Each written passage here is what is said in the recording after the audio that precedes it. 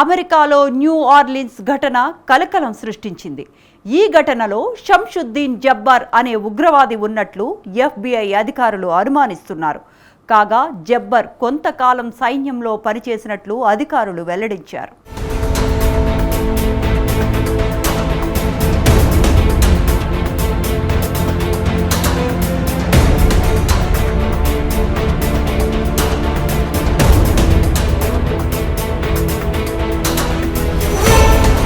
అమెరికాలోని new Orleans ఘటన వెనుక షంషుద్దీన్ జబ్బార్ అనే ఉగ్రవాది ఉన్నట్లు FBI అధికారులు అనుమానిస్తున్నారు.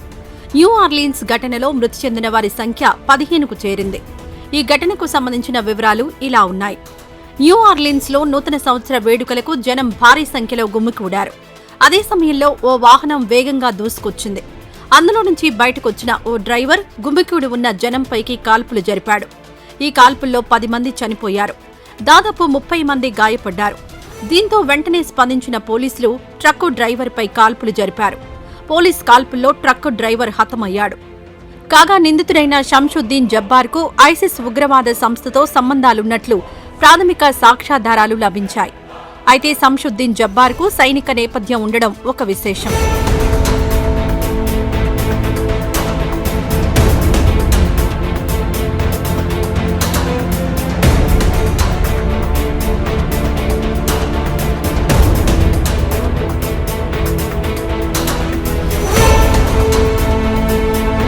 కాగా తన కుటుంబాన్ని కూడా ఈ దాడిలో మట్టు పెట్టడానికి షంషుద్దీన్ జబ్బార్ పథకం వేసినట్లు పోలీసుల విచారణలో తేలింది.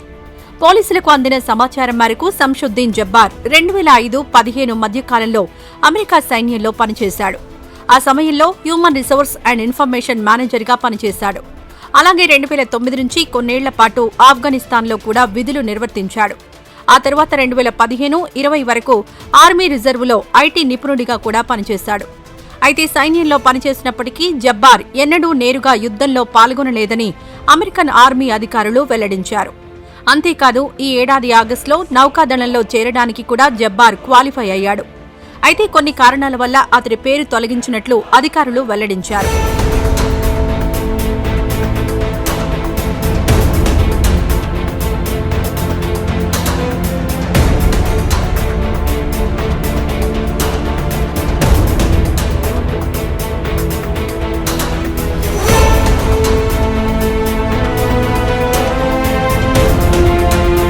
సైనిక నేపథ్యం ఉన్నప్పటికీ జబ్బార్కు నేర చరిత్ర ఉన్నట్లు వెల్లడైంది.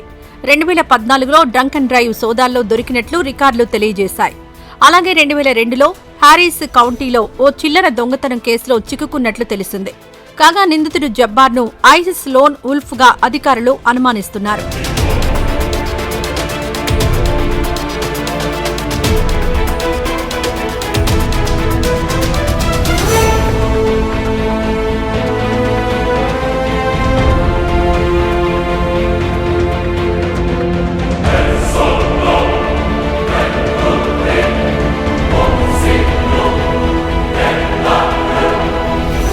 ఏదైనా ఒక ఉగ్రవాద సంస్థ నుంచి ప్రభావితమై చిన్న గ్రూపులుగా లేదా ఒంటరిగా దాడి చేసేవారిని లోన్ వుల్ఫ్గా పేర్కొంటారు.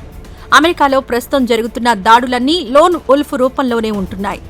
ఇదిలా ఉంటే షంషుద్దీన్ జబ్బార్ దాడి చేస్తాడని కొన్ని గంటల ముందే FBI తనకు సమాచారం అందించినట్లు ఒక వార్తాపత్రిక వెల్లడించింది. కాగా న్యూ ఆర్లిన్స్ తరహాలో లాస్ వేగాస్లో మరో సంఘటన జరిగింది. అమెరికాకు కాబోయే అధ్యక్షుడు డొనాల్డ్ ట్రంప్కు చెందిన ఒక ఇంటర్నేషనల్ హోటల్ వెలుపల టెస్లా కారులో పేలుడు సంభవించింది.